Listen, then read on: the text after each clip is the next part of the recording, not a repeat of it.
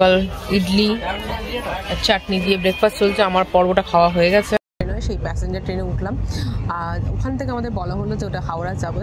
তো হাউএভার ওটা হাওড়া আসেনি, ওটা সামহাউ দীনদয়াল উপাধ্যায় স্টেশন যেটা আছে সেখানে এসে দাঁড়িয়ে পড়ে আর অ্যানাউন্সমেন্ট হয় যে ওখান থেকে আর ট্রেন যাবে না। বলো ট্রেনের কাজটা বলো। বলো আমি পেয়েছি, উঠে গেছি।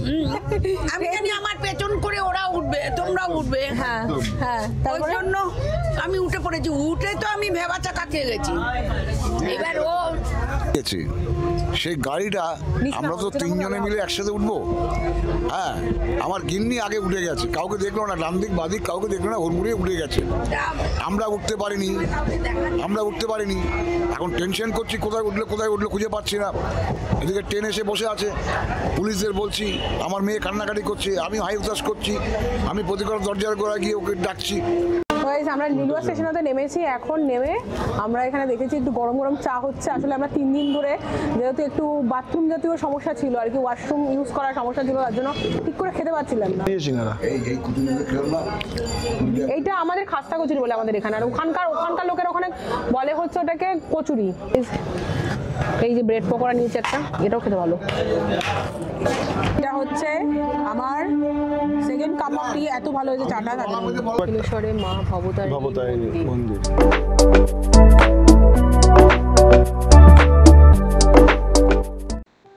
হে guys, a very good afternoon to you. আজকের ব্লগটা হচ্ছে মকর সংক্রান্তির দিন স্নান করে বাড়ি ফেরার পথের ব্লগ। মানে এটা হচ্ছে 14ই জানুয়ারি ব্লগ। আচ্ছা, আগের ব্লগে না একটু ভুল করেছিলাম, আমি 13ই জানুয়ারি বলেছিলাম। 13ই জানুয়ারি না, মকর সংক্রান্তি 14 জানুয়ারি ছিল। এই ব্লগটা পুরো ব্লগটাই অ্যাকচুয়ালি মকর সংক্রান্তির 14 জানুয়ারির ব্লগ। তো আমরা দুপুরবেলা ওয়েট করছিলাম ট্রেনের জন্য। ফাইনালি আমরা একটা ট্রেন পেয়েছিলাম। সেই বৃত্তান্ত তো তোমাদের জানাবো অবশ্যই। এটাই হচ্ছে মানে এই কুম্ভ মেলার আর কি শেষ পার্ট ব্লগের। আর এর পরে যেটা জানাবো তোমাদের, এটার সাথে সাথে আরেকটা জিনিস জানাবো, সেটা হচ্ছে একটা ঘটনা ঘটতে আর কি ঘটেনি আর কি, তো সেটাও জানাবো তোমাদের। প্রথমে সরি চেয়ে নিচ্ছি ভিডিওটা একটু বড় হওয়ার জন্য, কিছু করার নেই, কারণ এটাই আমাদের এই ব্লগের আর কি শেষ পার্ট। তার জন্য ভিডিওটাকে পুরোপুরি তোমাদের জন্য দিয়ে দিলাম। অলরেডি অনেক লেট হয়ে গেছে। গুড মর্নিং বলো।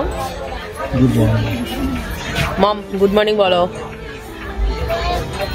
ওই খাবে নাকি গুড মর্নিং বলবে? গুড মর্নিং বলতে বলছে গুড মর্নিং বলো বাবা। গুড মর্নিং বলো বাবা। ঠিক আছে, ঠিক আছে। লিপস্টিক মুছে গেল। সকাল ইডলি চাটনি দিয়ে ব্রেকফাস্ট চলছে। আমার পর্বটা খাওয়া হয়ে গেছে। তো guys, it's the next day and we are in still train. আমাদের দুজনেরই অবস্থা এরকম অবস্থা। রাত আর কি হয়ে গেছে। আমরা কালকে থেকে জার্নি করে যাচ্ছি। কালকে উঠেছিলাম ফার্স্ট একটা ট্রেনে, মানে যে ট্রেনে টিকিট কেটেছিলাম সেই ট্রেনের টিকিটের অ্যাকচুয়ালি কনফার্মেশন আসেনি। সেটা তো ওয়েটিং লিস্টেই, মানে সে দেহত্যাগ করে যায়। তারপরে দেখাতো এই যে পাহাড়, বাবা দেখাতে বলছে না, বলবে না। এই যে আমরা মোটামুটি যাচ্ছি হচ্ছে এখন ঝাড়খণ্ড স্টেটের ওপর দিয়ে। তার জন্য এরকম কিছু ভিউজ তোমরা দেখতে পাচ্ছ। তো কিছুটা এরকম চলে গেল, জঙ্গল চলে এলো। দেখো কিরকম ভিউজ দেখাচ্ছি পরে। So hey guys, okay it's recording. এখানে ট্রেনের মধ্যে একটুখানি সেট করে নিলাম ব্যাপারটাকে। তো যাই হোক, একটুখানি তোমাদেরকে আগেকার পরেকার কিছু আপডেট দেওয়ার আছে। তো এখনকার আপডেটটা এখন দিয়ে নিই, তারপরে আবার যেই স্টোরিটা কালকে ইনকমপ্লিট ছেড়েছিলাম সেটা আমি পরে বলবো। Raj, we are there, we are not here. Mobile surfing করতে থাকে সারাক্ষণ। তো যাই হোক, যেটা বলছিলাম যে কী হয়েছে বলো আমাদের সাথে কালকে আমরা অ্যাকচুয়ালি একটা ট্রেন বুক করেছি। তো যাই হোক, আমরা যোধপুর যোধপুর হাওড়া সুপারফাস্ট এক্সপ্রেসে টিকিট কেটেছিলাম। তো সেটা কনফার্মেশন এনিহাও আসেনি। হাই চান্স থাকার পরও এনিহাও আসেনি কনফার্মেশন। 4টে টিকিটই ওয়েট লিস্টে গিয়ে দেহত্যাগ করে ফেলে। টিকিট তো দেহত্যাগ করেই, মানে ট্রেনটাও দেহত্যাগ করে ফেলেছিল। ট্রেনও প্রচুর প্রচুর লেট ট্রেন আসার কথা ছিল কটার সময়, তখন ট্রেন 3:45 নাগাদ ট্রেন আসার কথা, 45 নাগাদ ট্রেন আসার কথা ছিল। সেটা গিয়ে আমরা যখন পরের ট্রেনটায় উঠি সেটা তখন 6:15 বাজে, 6:15 তো ট্রেন আসেনি। তো আশা করি আরও 2 ঘন্টা লেট ছিল ট্রেন। এখন আমি জানি না ওটা আরও অনেক লেট ছিল। ইভেন বেসিক্যালি এটা কুম্ভর জন্য নাকি বা অন্য কোনো কিছুর জন্য নাকি জানি না ঠিক, বেসিক্যালি সব ট্রেন প্রায় 10 ঘন্টা 12 ঘন্টা লেট চলছে। ইভেন রাজধানীও 13 ঘন্টা লেট চলছে। আমরা লাস্ট ট্রাই করেছিলাম রাজধানীতে চলার, কিন্তু রাজধানী 13 ঘন্টা লেট চলছে। তো ইট ইজ মানে ইম্পসিবল হয়ে গেছে আমাদের কাছে ট্রাভেল করা। তো যাই হোক, বলে না রাখে ঘুরি মারেকে, কী বলো, তো সেখানে দাঁড়িয়ে রাজের এখনো ঘুম ভাঙেনি। ব্যাপারটা হচ্ছে এইটা, ঘুম থেকে উঠছে, সারাক্ষণ ঘুমিয়েই যাচ্ছে কিন্তু তারপর ঘুম ভাঙছে না। যাই হোক, আমরা আর কি তারপরে পেলাম হচ্ছে স্পেশাল ট্রেন, ঠিক আছে, মানে কুম্ভ স্পেশাল কিছু ট্রেন দেয়, সেই কুম্ভ স্পেশাল ট্রেন। তো বললো কুম্ভ স্পেশাল ট্রেনটা আমরা অ্যাকচুয়ালি প্রয়াগরাজ থেকে পেয়ে গেছিলাম, মানে নর্মাল আর কি যেটা। সো যেটা বলছিলাম তোমাদের, বাইক টেক সেট আপ করে নিয়েছি, এই যে মেন প্যারাটা নিয়ে নিয়েছি। এখানে অনেকটা ট্রেন চলছে কিন্তু সেহেতু হাওয়াটাও তো কমন ব্যাপার। তো যাই হোক, যেটা বলছিলাম, তো সেটা হচ্ছে আমরা ওখান থেকে কুম্ভ স্পেশাল একটা ট্রেন পেলাম আর কি, যেটা প্যাসেঞ্জার ট্রেন হয়। সেই প্যাসেঞ্জার ট্রেনে উঠলাম। আর ওখান থেকে আমাদের বলা হলো যে ওটা হাওড়া যাবে। তো হাওড়া ওটা হাওড়া আসেনি, ওটা সামহাও দীনদয়াল উপাধ্যায় স্টেশন যেটা আছে সেখানে এসে দাঁড়িয়ে পড়ে। আর অ্যানাউন্সমেন্ট হয় যে ওখান থেকে আর ট্রেন যাবে না। তো বললো যে আমাদেরকে নেমে যেতে হবে। তো যাই হোক, দীনদয়াল স্টেশনে নামি তখন প্রায় রাত্রি 12:30। আর ওখান থেকে ট্রেনে উঠেছিলাম প্রয়াগরাজ, মানে প্রয়াগরাজ থেকে ট্রেনে উঠেছিলাম 6:15-তে, আর নামলাম 12:30টার সময়। আর নামার পরে তো যা তা অবস্থা, মানে যখন বুঝতে পারছি না কী করবো না। একে তো হাতের মধ্যে কোনো কনফার্ম টিকিট নেই, তার মধ্যে কোনো গাড়িতে এরকম ব্যাপার নেই যে টিকিট পাবোই, তার মধ্যে প্রত্যেকটা ট্রেন। হ্যাঁ, তারপরে টিকিট তো টিকিট যদি মানে ধরো কোনো রকমভাবে ম্যানেজও করেনি কোনো কিছু, সেটাও 14 ঘন্টা 15 ঘন্টা মতো আর কি লেট চলছে গাড়িগুলো, প্রত্যেকটা গাড়ি আর কি লেট চলছে। ইভেন আজকে টিল ডেট আজকেও প্রচণ্ড লেট চলছে। কালকের গাড়িগুলোই তো সব আজকে ঢোকে, সব রকম হয়, তো সব লেট চলছে আজকে। তো বেসিক্যালি এরকমই চলছিল। তো যাই হোক, আলটিমেটলি আমি বসেছিলাম রাজধানীর ভরসায়।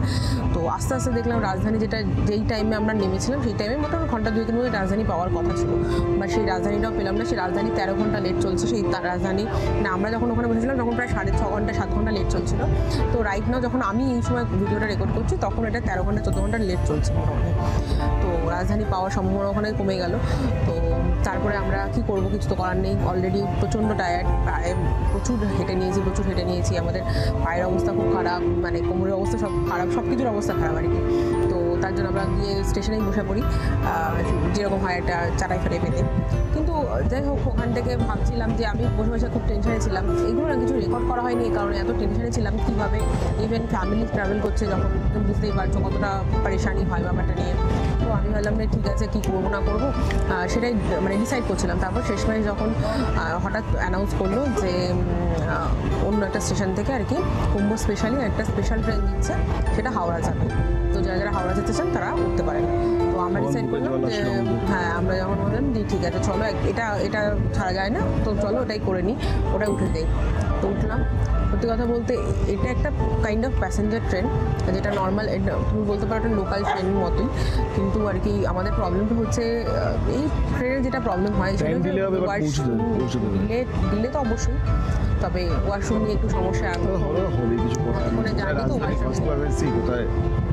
না, নর্মাল ফার্স্ট ক্লাসের কথা না, নর্মাল স্লিপার কোচের যেই ওয়াশরুম থাকে সেটাও এখানে সেরকম অবস্থা নেই, আছে বাট সেরকম অবস্থা নেই, কল ভাঙা হানাটাকা অনেক প্রবলেম। তো সেগুলোকেই কোনো রকমের করে আর কি মেকআপ করে আমরা চলছি, ভাবছি যে যখন নামবো তখন দেখা যাবে আর কি। আর অ্যাট লাস্ট আর কি হাওড়ায় পৌঁছে তারপর যা হবে দেখা যাবে। একটা কথা যেটা বলা নেই, যেটা না বললেই না, ঠিক আছে মহাকুম্ভে আমরা গেছি 140 বছর পরে এইচ এভরিথিং সমস্ত কিছু ঠিকঠাক ছিল, পরিষেবাও ঠিকঠাক ছিল, অনেক প্রচুর কোটি কোটি লোক, ঠিক আছে সেটা ওটা ওঠে। কিন্তু মেইন যেটা আমাদের যেটা মনে হলো, বেসিক্যালি আমার যেটা মনে হলো যেটা হচ্ছে প্রয়াগরাজ স্টেশন থেকে মহাকুম্ভের ডিস্টেন্স 6 থেকে 8 কিলোমিটার হার্ডলি। টোটাল হচ্ছে মানে ইন অ্যান্ড অ্যারাউন্ড 8 কিলোমিটার। আর আমি বলছি যে গাড়িগুলো ধরো দুটো ডেস্টিনেশন 2 কিলোমিটার হিসাব হয়, সেখানে ধরো একটা হচ্ছে ধরো তুমি অটো করে বা টোটো করে যেই কিলোমিটারটা তুমি মানে পৌঁছাও সেটা হচ্ছে 1 কিলোমিটার, আর তারপর থেকে যে কিলোমিটারটা পৌঁছাও সেটা আরেকটা কিলোমিটার। তো টোটাল ওটা হয় 8 কিলোমিটারের ডিস্টেন্স একটা, ঠিক আছে। এবার 8 কিলোমিটার তুমি যখন হাঁটতে যাবে সেটা তো 8 কিলোমিটার হয় না, যখন তোমাকে রাস্তাটা ঘুরিয়ে দিচ্ছে কোনো জায়গা থেকে, রাস্তাটা ঘুরিয়ে একটু মানে অন্য দিক থেকে স্টেশনের দিকে আনাচ্ছে, বা কোনো সময় রাস্তাটা তার মধ্যে কুম্ভর যে এরিয়াটাই তো কত বড়, সেখানেই আমরা মানে এক্সট্রা 5 কিলোমিটার হেঁটে নিয়েছি, মানে অন অ্যান্ড অ্যারাউন্ড। তো আমরা এক সাইডে 16 কিলোমিটার হেঁটেছি। লং স্টোরি শর্ট, যেটা মেইনলি যেটা হচ্ছে তো আমাদের যেটা মনে হয়েছে যে সরকার থেকে একটা স্টেট বাসের একটা করা দাও। স্নান যাওয়ার সময় মানুষের মধ্যে একটা এনার্জি থাকে, হ্যাঁ যাচ্ছি, যাবো, করবো এখানে, এটা সবাই একটা সংকল্প নিয়ে নিজের মন থেকে যায়, কিন্তু ওখান থেকে সমস্ত কিছু করা, বাট জল তো ঠান্ডা, সেই আমরা পেয়ে গেছিলাম বাই চান্স, বিকজ আমরা একটু সকাল একদম খুব আর্লি মর্নিং, মানে আমাদের 2:30টার মধ্যে ট্রেনটা ঢুকে গেছিলো, তো 2:45-3টের মধ্যে আমরা ওখান থেকে একটা টোটো করে নিয়ে চলে গেছিলাম। তার জন্য মানে লাকিলি পেয়ে গেছিলাম 5 কিলোমিটার আমাদের টোটোওয়ালা নিয়ে গেছিলো। তারপরে আমাদের প্রায় 3-4 কিলোমিটার হাঁটতে, 3-4 কিলোমিটার বেশি হাঁটতে হয়েছে, যদিও ওখান থেকে মানে রাস্তাটা হচ্ছে 3 কিলোমিটারে, আর কুম্ভের ভেতরে ঘুরে নাও আরও 3-4 কিলোমিটার, ওখানে ধরো 7-8 কিলোমিটার ওখানে হেঁটেছি, আর আসার পথে টোটাল ইন টোটাল 16-17 কিলোমিটার হেঁটেছি। বেসিক্যালি আসার সময় আমরা 1%ও কোনো রকম কোনো ট্রান্সপোর্ট পাইনি। আর এটা হ্যাঁ সাম আমরা জানতাম, বাট আমাদের এটা মনে হলো যে রাস্তাটা এতটা বড়, এত মানে এত তো আমাদের মনে হলো যে কোনো সরকারের তো নিজস্ব স্টেট বাস থাকে, তাই না? তো স্টেট বাসগুলো রানিং করতো, সেটা ফ্রি হতো। যেটা বলছিলাম যে পুণ্যার্থীদের মধ্যে কিন্তু আমাদের এজের মতো মানুষেরা ডেফিনেটলি আছে, কিন্তু তার থেকেও বেশি থাকে কিন্তু বয়স্করা, তো সেটার কথা একটু মাথায় রাখা উচিত ছিল আমার মনে হয়েছে। বাকি দেখো বাকি কি বৃত্তান্ত, ওটা নিয়ে আলাদা ভেবেছে একটা ছোটো একটা ভিডিও বানাবো, সেটা আলাদা সময় বলবো, এই ভিডিওটা আর লং করবো না। তো এই জাস্ট এটাই মনে হয়েছে। তো এখন আমরা স্টিল ট্রেনে ট্রাভেল করছি। কালকে রাত্রিবেলা করার সময় ধরলাম এই ট্রেনটা, কালকে রাত্রিবেলা আমরা তখন প্রায় 4:30 না 4টার সময় ধরলাম, মনে নেই 3:30-4টার সময় এই ট্রেনটা ধরেছিলাম। তো যাই হোক, এটা এখনও চলছে, কখন নামাবে সেটা হচ্ছে কোয়েশ্চেন, কিন্তু ঠিক জানি না কখন নামাবে, কি করবে কি না করবে। যখন নামাবে পৌঁছে যাবো এটা শিওর, কালকে অফিস যেতে পারবো এটা শিওর, একটু ঘুমাতে পারবো এটা শিওর, বাকি আর জানি না কি হচ্ছে। তো এই হচ্ছে ব্যাপার। তো এই চলছে এখন আমাদের ট্রেনের জার্নি, কন্টিনিউ কনস্ট্যান্টলি।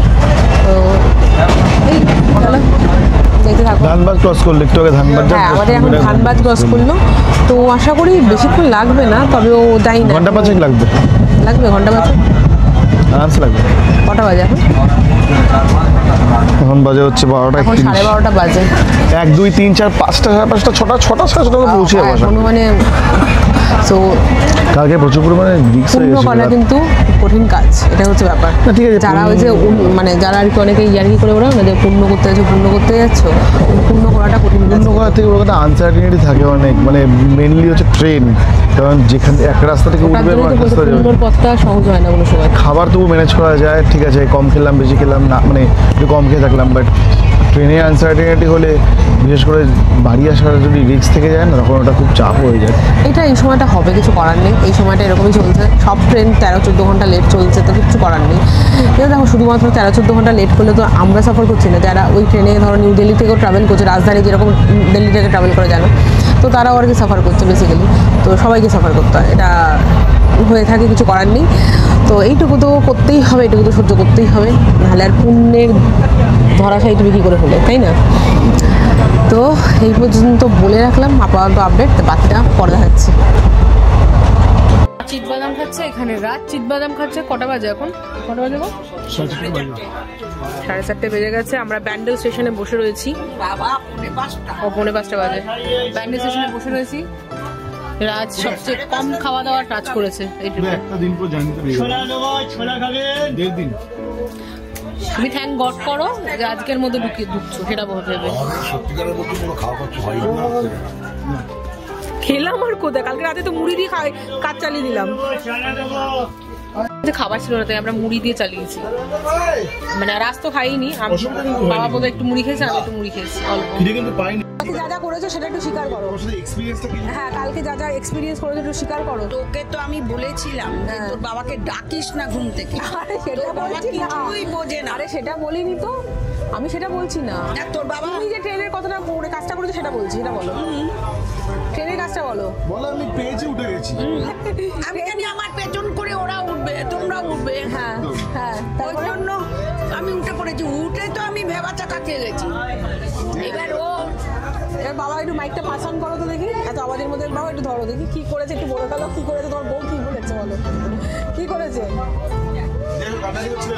বলো। বাবা কান্নাকাটি। সাইডিং থেকে একটা গাড়ি দিয়েছে সেই গাড়িটা আমরা তো তিনজনে মিলে একসাথে উঠবো। হ্যাঁ, আমার গিন্নি আগে উঠে গেছে, কাউকে দেখলো না, ডান দিক বাদিক কাউকে দেখলো না, হুড়মুড়িয়ে উঠে গেছে। আমরা উঠতে পারিনি। এখন টেনশন করছি, কোথায় উঠলো খুঁজে পাচ্ছি না। এদিকে ট্রেন এসে বসে আছে, পুলিশদের বলছি, আমার মেয়ে কান্নাকাটি করছে, আমি হাই উতাস করছি, আমি প্রতিকার দরজার গোড়ায় গিয়ে ওকে ডাকছি, কিছু হচ্ছে না। লাস্টে আমার মেয়ে ওই ফোন করে কান্নাকাটি করছিল, তখন ওর কাছে ফোনটা ছিল, ফোনটা ধরেছে। ফোনটা ধরার পরে তারপরে ও মনে করলো যে মেয়ে তো কান্নাকাটি করছে, আমার নামতে হবে, তখন নেমে এসেছি। আসার পরে ওই ট্রেন ধরবো না চিন্তা করেছিলাম, তখন আমার জামাই ছিল, মেয়ে ছিল, তারা বললো চলো আগে ফাঁকা, পুলিশগুলি বলছে আগে চলে যান, ফাঁকা আছে। তারপরে আগে গিয়ে মোটামুটি ফাঁকা গাড়িতে উঠেছি, ভালো মতন যাত্রা হলো, যাত্রা শুভ যাত্রা হয়েছে। এই কীর্তিকলাপ নিয়ে কি বলো মা, তুমি বলো কি বলবে, তুমি তোমার কীর্তিকলাপ নিয়ে কি বলতে চাইছো বলো। কীর্তিকলাপের কিছু নেই, আমি জানি যে আমার পেছনে ওরা মোটেও না, ওরা যে আমার পেছনে ওঠেনি। তারপরে ও কাঁদছে ফোন ধরে, কোনো কথা বলছে না। তা আমি কি করে কি বুঝি, তারপরে আমি একটু অনুমান করে তারপরে যে না তাহলে ওরা ওঠেনি, ওরা নিচে রয়েছে, নেমে গেলাম। বাবা সত্যি কথা। এখান থেকে আমাকে আবার ভয়েস ওভারে কন্টিনিউ করতে হবে ভিডিওটা, কারণ এগেইন আমাদের মাইকে প্রবলেম হচ্ছিল, দেন রেকর্ড হয়নি। যাই হোক, আমি এখান থেকে একটু বেরিয়ে আর কি, ট্রেন থেকে বেরিয়ে আমি আর কি ভিডিও টিডিও করার চেষ্টা করছিলাম। রাজু ওখানে দাঁড়িয়েছিল, তার জন্য উঠেছিলাম। তো অলমোস্ট পরের দিন বিকেল হয়ে গেছিলো, মানে এটা 15 তারিখ, ওয়েডনেসডের কথা বলছি, 15 তারিখ বিকেল হয়ে গেছিলো। আর এই যে ট্রেনটা যাচ্ছিলাম না, এই ট্রেনটা অ্যাকচুয়ালি একটা প্যাসেঞ্জার ট্রেন। তো সেই ট্রেনটা আগের দিন আমরা ওই বললাম ভোর 4টের দিকে ধরেছিলাম। তার আগে আমরা ওখান থেকে সন্ধ্যেবেলা 6টার দিকে একটা স্পেশাল ট্রেন ধরি, যেটা ফার্স্টে ভেবেছিলাম হাওড়া যাবে, মানে যেটা আমাদের বলা হয়েছিল। আমাদের যাত্রা কিরকম হলো? মোটামুটি আমাদের যাত্রা এখন শেষের দিকে। আমরা এখান থেকে হাওড়া যাবো, হাওড়া থেকে বাড়ি আমাদের যাত্রা কমপ্লিট। কিন্তু আমার সত্যি কথা বলতে খুব মজা লেগেছে, মানে কষ্ট হয়েছে, কষ্ট না হলে তো তীর্থ হয় না, কিন্তু ভালো লেগেছে। আর আমার মায়ের কীর্তন যা বললাম, বাবা কালকে আমার অবস্থাটা কি হয়ে গেছিল রাজ বলো। কি বলছে? না ওটা বের করা যাবে না। কালকে কি অবস্থা ছিল বলো না? কালকে চাপের অবস্থা ছিল, বুঝতে পারছিলাম না যে আমরা আসতে পারবো কিনা, ঠিক সময় বাড়ি চলে আসবো, বা ঠিক সময় আসতে পারবো না বলতে পারছিলাম না। মা যখন ট্রেন উঠে গেল কি অবস্থা হলো? এই তো কান্নাকাটি শুরু করে দিয়েছি। হ্যাঁ, আমি মাথা খারাপ হয়ে গেছে। আমি যে এই দিনে ট্রেনটা ছেড়ে দিয়ে যায়, কোথায় চলে যাবে, মানে আমার মানে এই যাওয়া আসা নিয়ে প্রচণ্ড কাঁচা, মানে ট্রেন কিছু বোঝে না, কোথায় উঠতে হবে কী করতে হবে বোঝে না। দুম করে গিয়ে সিট রাখার চক্করে দুম করে উঠে চলে গেছে, আর যা তা অবস্থা হয়ে গেছে। আমি তো কান্নাকাটা জুড়ে দিয়েছি, বাবা আর কি কান্নাটুকুই বাকি ছিল, বাকি তো সব। তারপর যাই হোক, ওখানকার যারা পুলিশ অফিসার ছিলেন আর কি সব, ট্রেন যদি হঠাৎ করে ছেড়ে দিতে চাপ হয়ে যেত। উনি বললেন না কান্নাকাটি করা দরকার না, আমরা দেখছি ট্রেন ছাড়বে না, একটু টাইম লাগবে। তো তারপরে যাই হোক ফোনটা তো ধরেছে, মাকে ফোন করছিলাম, কনস্ট্যান্টলি মা ফোন ধরেছে। তারপর বলে তাড়াতাড়ি নাম দেবে, উনিও শুনতেও পাচ্ছে না, এত মানে চিৎকার চেঁচামেচি হচ্ছে আর কি ট্রেনের ভেতরে। তারপরে উনি কোনোরকম হয়তো আন্দাজ করে বেরিয়েছে, এই হচ্ছে রক্ষে। তো যাই হোক, এই হচ্ছে ব্যাপার। আর বাকি ট্রাভেলের যা খুঁটিনাটি ডিটেলস আছে সেটা একটু বাড়িতে গিয়ে বলছি। আচ্ছা, বাদে আমাদের ভিডিওটা যদি ভালো লাগে তো অবশ্যই আমাদেরকে সাপোর্ট করবে, চ্যানেলটা সাবস্ক্রাইব করবে রাজধানী ব্লগসকে, এরকম আরও ভিডিও আসবে। আর বলছো লাভ, লাইক, শেয়ার অ্যান্ড সাবস্ক্রাইব অবশ্যই। ভালোবাসা না দিলে কীভাবে হবে? আমরা অনুপ্রেরণা চাই, অনুপ্রেরণা আপনাদের থেকে অবশ্যই আমাদের দরকার। এই হচ্ছে বিষয়বস্তু। আর ক্যামেরাটাকে একটু দূরে করছি, না আমি সাহস পাচ্ছি না, যেটা আমার মোবাইল তো। আমরা হাওড়ার বদলে এখন লিলুয়ায় নেমে গেলাম, কারণ তাড়াতাড়ি যাবে যেতে। আমি জানি না, আমি রাস্তা চিনি না, বাবার ওপর বসা, এরা দুজনে শার্ট করে নেমেছে, আমি জানি না। তো চলো দেখা যায় কি অবস্থা হয়। আসছে হারিয়ে গেলে কিন্তু মুশকিল। একবার হারিয়ে গেলে আমার তো মানসিক দিতে হবে। মানসিক কি দিতে হবে? পুজো, মানসিক পুজো, খাসির মাংস কেমন খাসি? আচ্ছা গোপাল আঠা গোপাল বেটা কাকে দেবে? এনে তুমি খাবে নাকি? মেলা কোথায় খাওয়াতে হবে? খাওয়াতে হবে, খাওয়াতে হবে। হারিয়ে যাও বলো রে মাকে ভাগ্যে শুনতে পাচ্ছে না কথাগুলো, শুনলে পরে তো একটু খেয়ে ফেলতো। আর বাবা নাকি গোপাল বেটা খাওয়াবে সবাইকে, কি অদ্ভুত। যাই হোক আমি যাই না, ফেরা কোথায় যাচ্ছে দেখা যাক।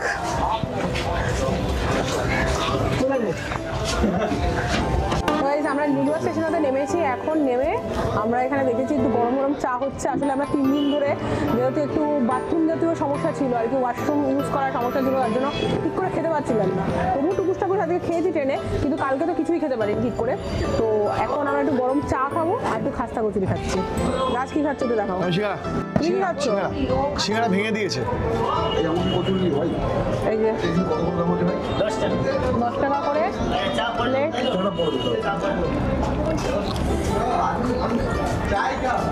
লিলুয়াতে বসে, লিলুয়ার অনেক ভিডিও দেখেছি, বাট লিলুয়াতে বসে খাচ্ছি ফার্স্ট টাইম। আটা দিয়ে সিঙ্গারা,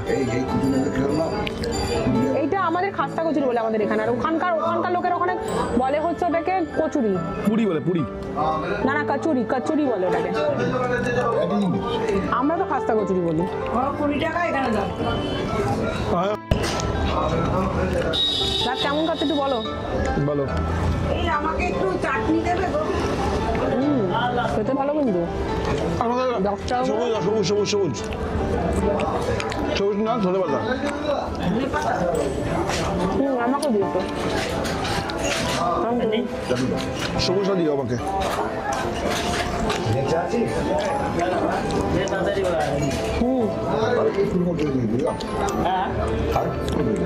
আমি আর না। এই যে ব্রেড পকোড়া নিয়েছে একটা, এটাও খেতে ভালো। দুদিকে লোক আছে তো। লিলুয়ার কোন সাইড ঠিক যাই না, জিজ্ঞাসা করে বলছি, বাট এটা ব্রেড পকোড়া খেতে ভালো।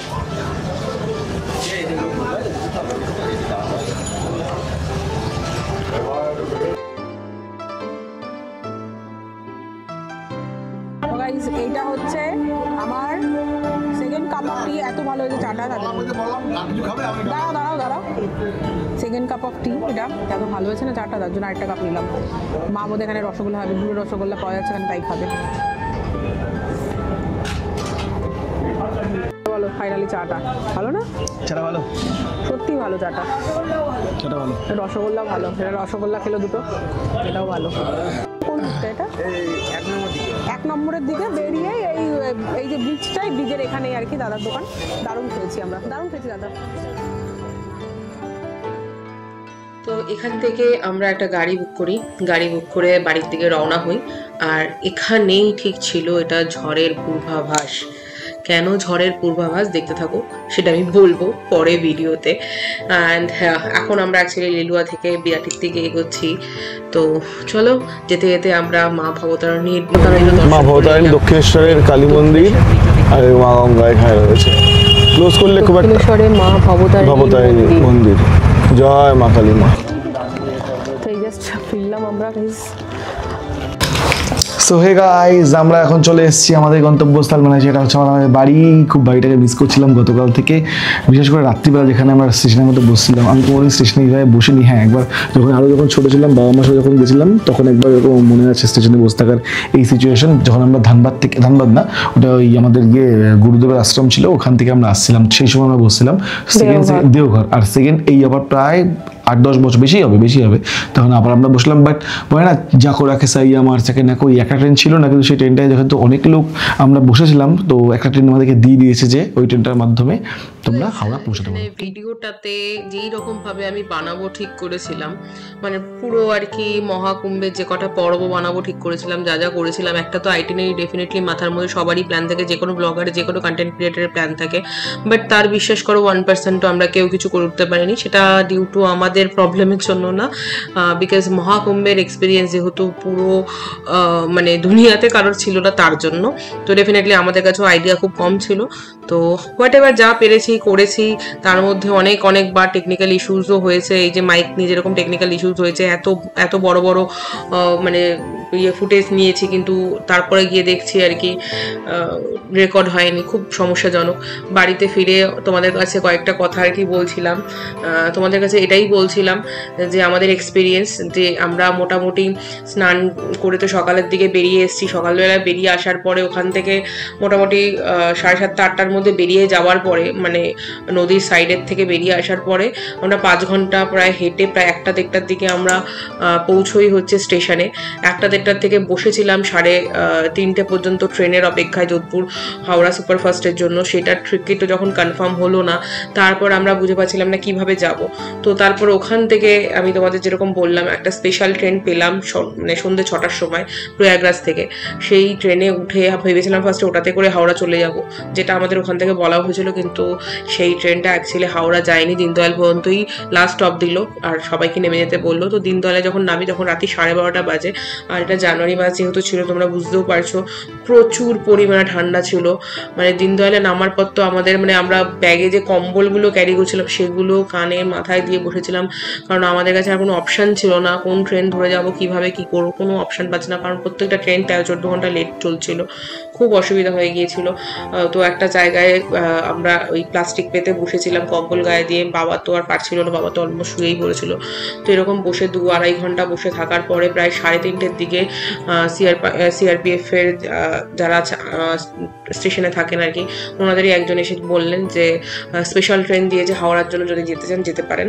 তো আমরা উঠলাম, তাড়াহুড়ো করে উঠে গিয়ে স্পেশাল ট্রেন ধরলাম। তো 4টের দিকে ট্রেনটা ছাড়লো। তো 4টের দিকে ছাড়ার পরে আমরা ভোর 4টের কথা বলছি, তারপরের দিন সন্ধে 7টা 7:30টার দিকে আমরা লিলুয়াতে নামি। তো বুঝতেই পারছো কতক্ষণের জার্নি ছিল। অ্যান্ড মোর ওভার যেটা আমাদের প্রবলেম হয়েছিল সেটা হচ্ছে আমরা কিচ্ছু খেতে পারিনি এই পুরো জার্নিতে। খেতে পারিনি ইন দ্য সেন্স, এক তো খাবারের সত্যি অসুবিধা ছিল, 2 নম্বরের ওয়াশরুমের খুব অসুবিধা ছিল। ওয়াশরুম ইউজ করা নিয়ে খুব সমস্যা হয়ে যাচ্ছিল বারবার করে। এর জন্য আমরা মানে জলও যে খেয়েছি না, আমরা জলও পিপাসা পেলে 1 ঢোক 1 বুঁদ আর কি এরকমভাবে খেয়েছি। পুরো ঢকঢক করে যে জল খাওয়া সেটাও আমরা 2 দিনে কিচ্ছুটুকু করিনি। আমি তো তাও একটুখানি মুড়ি খেয়েছি, সকালবেলা ট্রেনে উঠে একটুখানি ইডলি খেয়েছি, কারণ খিদে তো পায়, দেখো কিছু না হলেও কিছু পেটে দিতে হয়। তো এরকম নমিনালি যতটুকু না হয় ততটুকু খেয়ে আর কি মোটামুটি চালিয়েছি আর কি, ওই মুড়ি আর ওইটুকু আর কি। এছাড়া কিচ্ছু আমরা খাইনি, কিচ্ছু না। মানে আমরা মোটামুটি 4টের বানি কিচ্ছু খাইনি। আমরা টুকটাক মা একটুখানি ইডলি খেয়েছে, বাবা একটু ইডলি খেয়েছি সকালবেলা, আর আমি একটু খেয়েছিলাম, কিন্তু রাত তো 2 দিনে কিচ্ছু খাইনি, কিচ্ছু না। তো যাই হোক, আমরা লাস্ট খেয়েছিলাম সেটা হচ্ছে লিলুয়াতে নামার পরে। যেহেতু আমরা দেখলাম পেয়ার ইউজ আছে, আমাদের যদি কোনো সমস্যা হয় বা টয়লেট ইউজ করার প্রয়োজন পড়ে আমরা যেতে পারবো। তার ফলে আমরা ওখানে দাঁড়িয়ে চা আর পাচ্ছিলাম না, তখন চা, কারণ আমি চাও খাইনি। মানে আমি যে মানুষ চা ছাড়া চলতে পারি না, তোমরা বুঝতে পারো। যারা প্রত্যেকটা ব্লগে তোমরা চাকে ম্যান্ডেটারি দেখতেই পাও আর কি। আর যারা আমার নিয়ারেস্ট অ্যান্ড ডিয়ারেস্ট তারা তো জানে আমি কতটা চা প্রেমী। তো সেইখানে আমি চা পর্যন্ত 2 দিনে আমি ছুঁয়েও দেখিনি। তো সেই সময় যখন আমি মানে লিলুয়া স্টেশনে নামার পরে স্টেশন থেকে বাইরে এসে যখন দেখছি ওই চায়ের ধোঁয়া উঠছে, তখন আর নিজেকে রেজিস্ট করতে পারছিলাম না, এবার আর কিছু করার নেই, এলাকার মধ্যে ঢুকে গেছে, যা প্রবলেম হবে দেখা যাবে, এবার খেয়ে নিই বলে আমরা চা কচুরি যা যা ছিল খালি আমি তোমাদের খেলাম আর কি। খাওয়ার পরে ওখান থেকে গাড়ি বুক করে বাড়ি এসেছি।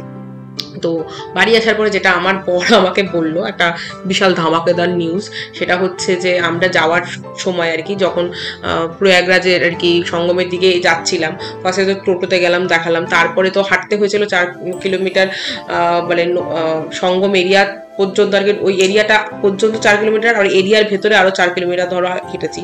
তো সব মিলিয়ে 8-9 কিলোমিটার তো ধরো হেঁটেইছি। তো এই যে 4 কিলোমিটারের মধ্যে আমাদের সবার একবার করে আর কি টয়লেট ইউজ করার প্রয়োজন পড়ে সকালবেলার সময়, বুঝতেই পারছো। তো অনেকবার করে অনেক জায়গায় চেষ্টা করা হয়েছে। আর বাইরে যেই সব টয়লেটগুলো ছিল সেইগুলো আর কি অনেকটা দূরে ছিল তখনও আমাদের থেকে, তো সেটা ইউজ করার ছিল না। তো পেট্রোল পাম্পে নর্মালি ইউজ করতে দেয়, বাট সেই সময় দিচ্ছিল না। তো ওরা আজকে একজন পুলিশ অফিসারকে বলেন, মানে যে আর কি ট্রাফিক সার্জন ছিলেন আর কি, ওনাদের বলেন। তো বলার পরে মোটামুটি মোটামুটি আর কি রাজ কোনো রকমে ম্যানেজ করে বলেন যে না আমাকে আমার ওয়াইফকে দিতেই হবে, কারণ এমার্জেন্সি সিচুয়েশন। তো অপোজিটে ঠিক পেট্রোল পাম্পের অপোজিটে একটা নার্সিংহোম ছিল, নার্সিংহোমটা বন্ধ ছিল, হাওয়েভার পুরো লাইট ফাইট অফ করা ছিল, পুরো বন্ধ ছিল। সেই নার্সিংহোমের দরজা খুলিয়ে তারপরে ওই পুলিশ অফিসারই দরজা খুলিয়ে দিয়েছে ধাক্কা টাকা দিয়ে, তারপরে ওনারা খোলার পরে আমি ওই ওয়াশরুম ইউজ করতে পারি। তো এই হয়েছে ব্যাপার। তো ওয়াশরুম ইউজ করা নিয়ে প্রচণ্ড প্রবলেম হয়েছে, বুঝতেই পারছো তোমরা। তো স্টেশনও তো নর্মাল স্টেশন, নর্মাল দিনের স্টেশনের মতো ছিল না যে স্টেশনে ইউজ করবো, সেরকমও ছিল না। মানে স্টেশনের একটা দিক দিয়ে যেদিক দিয়ে যেতে হচ্ছে সেদিকেই যেতে হবে, মানে তোমার টিকিট যেদিকে ছিল, যেদিকে তুমি হাওড়া যাওয়ার জন্য ট্রেন আসার কথা সেদিকেই তোমাকে নামাবে, আর সেদিকে যদি ওয়াশরুম না থাকে তুমি যেতে পারবে না, এরকম একটা ব্যাপার। তো এরকম কিছু ব্যাপার প্রবলেম তো অনেকটাই হয়েছে। তবে একটা কথা কি বলো তো, যে প্রথমবার এরকম কিছু এক্সপিরিয়েন্স করলাম, তবে খুব মানে খুবই ভালো লেগেছে। এরকম এক্সপিরিয়েন্স হয়তো লাইফে একবার করতে পেরেছি, এটাই আমাদের মানে সৌভাগ্য বলতে পারো। আমরা প্রচুর কপাল করে এসেছি বোধহয়, এইটুকু আমরা সৌভাগ্য করতে পেরেছি যে এরকম একটা পূর্ণ জায়গায় মানে মাটিতে আমি পা দিতে পেরেছি, এরকম পূর্ণ জলে স্নান করতে পেরেছি, এটাই আমাদের কাছে অনেক। তবে বলে আমরা আর কি এটাই বলছিলাম, আস্তে আস্তে একজন বৃন্দাবনবাসী মাতাজির সঙ্গে কথা হচ্ছিল ট্রেনে। তো উনি বলছিলেন যে তীর্থ করতে গেলে কিন্তু কষ্ট তোমাকে করতেই হবে, এটাই তীর্থের একমাত্র পথ হয়। তো আমরা তো খুব অজ্ঞাত, মানে আমরা অতটা জ্ঞানী নই এইসব বিষয়ে। আমরা হয়তো খুব মানে এই যে জীবনে আমরা চলাফেরা করছি, সেই জীবনে হয়তো শুধুমাত্র যেই বস্তুগত জিনিস আছে সেগুলো নিয়ে আমরা চর্চা করি, সেগুলো নিয়ে আমরা দেখি, কিন্তু এই আধ্যাত্মিকতা আমাদের কাছে প্রচণ্ড পরিমাণে নতুন, আর আমরা হয়তো কিছুই জানি না, সত্যি কথা বলতে কিছুই জানি না। তো সেখানে দাঁড়িয়ে উনি যে কথাটা বললেন সেটা আমার কাছে প্রচণ্ড লজিক্যাল মনে হলো। সেটাই তো সত্যি কথা না, যে তুমি মহাদেব দর্শন করতে যাচ্ছ, তুমি মাতাজির কাছে যাচ্ছ, যার কাছেই যাচ্ছ, তুমি তোমার আরাধ্য যেই দেবদেবীর কাছেই যাচ্ছ না কেন, তার কাছে পরীক্ষা ছাড়া তো তুমি যেতে পারবে না, মনের সেই ইচ্ছাটা ছাড়া তো যেতে পারবে না। এত কোটি কোটি মানুষ পুরো মহাকুম্ভে সমাগম হয়েছিলেন, তার মধ্যেও তো কয়েকজন আছে বা কিছু পার্সেন্টেজ মানুষ আছেন যারা যেতে পারেননি। তো সেখানে তুমি যে যাচ্ছ, তোমার মনের ইচ্ছাটাও তো প্রবল থাকা দরকার, তোমার মনে সেই টানটাও তো থাকা দরকার, তাই না? তুমি যদি ভগবানকে ভালো না বাসো, ভগবান কেন তোমার কাছে ধরা দেবে? এটাই হচ্ছে কিন্তু আমি সেখানে গিয়ে শিখেছি। সেই মাতাজি হয়তো ভগবানের রূপ নিয়ে আমাদের কাছে শিখিয়েছেন, সেটা হতে পারে। যাই হোক, উনি আমাদের আরেকটা কথাও বলছিলেন যে এই যে আমরা একটু আগে বলছিলাম না যে স্টেট বাস দিতে পারতেন, তো উনি একটা কথা আমাদের বললেন, যেটা আমি জানি না ঠিক বেঠিক, আমি ঠিক জানি না, বাট উনি বললেন দেখো স্টেট বাস দিয়ে দিলে তাহলে হয়তো সবাইকে, সব একটা ক্রাউড, ধরো কিছু সংখ্যক ক্রাউডকে একসঙ্গে স্টেশনে নিয়ে আসবে, বাট একটা স্টেশনে তো সেই ক্যাপাসিটিই নেই যে এতটা ক্রাউড একসঙ্গে একটা জায়গায় আটকে রাখবে বা কি করবে না করবে। উল্টো যে লোক হয়ে যাচ্ছে বলে ওরা হাওড়া পাঠানোর নাম করে একটা ট্রেনে তুলে দিচ্ছে দীনদয়ালে, মানে ক্রাউডটাকে ট্রান্সফার করিয়ে দিচ্ছে যাতে কোনো রকম স্ট্যাম্পেড বা অন্য কোনো ঘটনা না ঘটে। তো এরকম বললেন আর কি। তো এক্স্যাক্টলি জানি না কি বৃত্তান্ত কি, কারণ আমরা প্রচণ্ড নতুন এই ঘটনাটার সঙ্গে। এরকম একটা ঘটনা তো আমি কেন, আমার মা বাবাও প্রথম দেখলো, তাই না? তো আমাদের বললাম না, আমাদের জ্ঞান প্রচণ্ড অল্প, আমরা হয়তো যা ভাবছি সেই সময় থেকে বলছি হয়তো, কিন্তু এইটুকু বলি, আমরা সত্যি কথা দুজনে কেন, আমরা চারজনে প্রচণ্ড হ্যাপি। আমরা এই মকর সংক্রান্তি স্নান করতে পেরে খুব হ্যাপি। আমাদের খুব ভালো লেগেছে। আমাদের এই যে খুশিটা না, আমরা মুখে বলতে পারবো না, তবে চোখ মুখ দেখে আমাদের বুঝতেই পারছো যে আমরা প্রচণ্ড পরিমাণে টায়ার্ড। আমরা দুরাত ঘুমোইনি, ঠিক আছে, আমরা দুরাত তো ঘুমোইনি, আর বাকি হচ্ছে খাওয়া দাওয়া নেই, কিছু নেই, ঠিক আছে। তার মধ্যে এই সময় এসে এত বড় একটা ফুটেজ দেওয়ার পরে যখন দেখতে পেলাম আর কি যে ফুটেজের সাউন্ড আসেনি, তা আমাদের অবস্থা আরও ঢিলা হয়ে গেছিল, কিছু করার নেই। এবার তোমাদের আরেকটা কথা আসে, একটু আগে তোমাদের ভিডিওতে বলছিলাম যে তুফানের ঠিক আগের পর্ব, এটা তুফানটা কি হয়েছিল, ঠিক এই ফুটেজটা দেওয়ার পরে আমি ফুটেজটা চেক করি, যে তারপর দেখলাম যে আমার ভয়েসটা আসেনি এখানে, মানে কারোরই ভয়েস আসেনি, রেকর্ড হয়নি। তো আমার মনে হলো যে না ঠিক আছে, আমি একবার করে নিই, একটু ফ্রেশ হয়ে নিই, তারপর আরেকবার ফুটেজটা দিই, এরকম কিছু মনে হয়েছিল আমাদের। মনে হওয়ার পরে রাজ বললো ঠিক আছে আমরা আজকে রান্না করব না, তো আমি একটা বিরিয়ানি নিয়ে আসি বাইরে থেকে গিয়ে, নিয়ে এসে দুজনে মিলে হাফ করে খাই। এনিহাও আমার খুব একটা খাবার ইচ্ছা ছিল না, মানে খিদে ছিল না, কারণ ওখান থেকে খেয়ে এসেছি পেট ভরে। তো আমি বললাম ঠিক আছে তুমি নিয়ে আসো, একটাই নিয়ে আসো, তুমি তো খাবে, আমি কিছুটা একটুখানি খেয়ে নেবো, এই বলে ওকে পাঠিয়েছিলাম, ঠিক আছে। তো তার মধ্যে আমি মানে বসেই ছিলাম, তার মধ্যে আমার কাছে ফোনে মেসেজ আসে যে আমার একটা ক্রেডিট কার্ড থেকে ট্রানজ্যাকশন হয়। তো আমি তখন দেখছি ক্রেডিট কার্ড থেকে ট্রানজ্যাকশন হচ্ছে, তার যে ওটিপিটা আসে সেরকম একটা মেসেজ আসে। আমি বলছি মেসেজটা কোথা থেকে আসছে, আমার ক্রেডিট কার্ড কোথায়, আমার পার্স কোথায়। তারপরে আমার হঠাৎ মনে হলো যে আমার কাছে আমার পার্সই নেই। আমি রাজকে ফোন লাগাই, রাজ তো ওইসব না নিয়েই দৌড়াতে দৌড়াতে চলে আসে আগে, এসে পুরো তন্ন তন্ন করে খুঁজলাম, এই করলাম ওই করলাম, অনেক কিছু করলাম, কিন্তু আমার পার্স আমি পেলাম না। আলটিমেটলি কুম্ভ মেলায় গিয়ে পার্সটা আমার হারিয়ে গেল। আমার প্রায় 12 বছরের সঙ্গী ছিল এই পার্সটা। আর আরেকটা কথা তোমাদের বলে রাখি, 12 বছর কেন বলছি, কারণ এই পার্সটা আমি রাজের সাথে সম্পর্ক হওয়ার পরে পরেই কিনেছিলাম। আর রাজ আর আমার দুজনেরই সম্পর্ক কিন্তু প্রায় 12 বছর।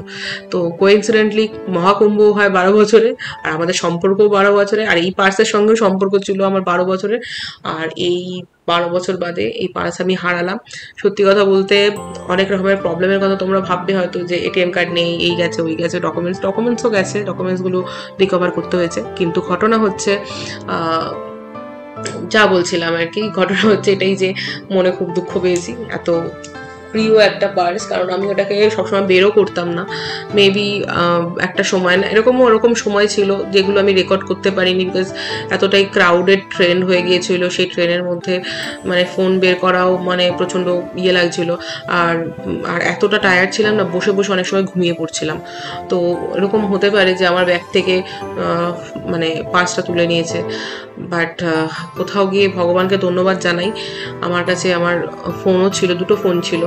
তো দুটো ফোনের একটা বোধহয় রাজের কাছে ছিল সেই সময়টা, মানে যেই ট্রেনটা ফার্স্টের যে ট্রেনটা আমরা প্রয়াগরাজ থেকে ধরেছিলাম, যেটা আমাদের দীনদয়াল পর্যন্ত নামিয়ে দিয়েছিল, আমি পরের দিকে ভাবনা চিন্তা করে দেখলাম সেই ট্রেনটাতেই মনে হয় কেউ তুলে নিয়েছিল। কারণ সেখানে মোটামুটি বিহার পর্যন্ত যাওয়ার অনেক লোক উঠেছিল, বিহারে নামার, সাসারামে নামার লোক উঠেছিল। কিন্তু সাসারাম যেহেতু যাবে না, ওরা দীনদয়ালে নেমে গেলেন।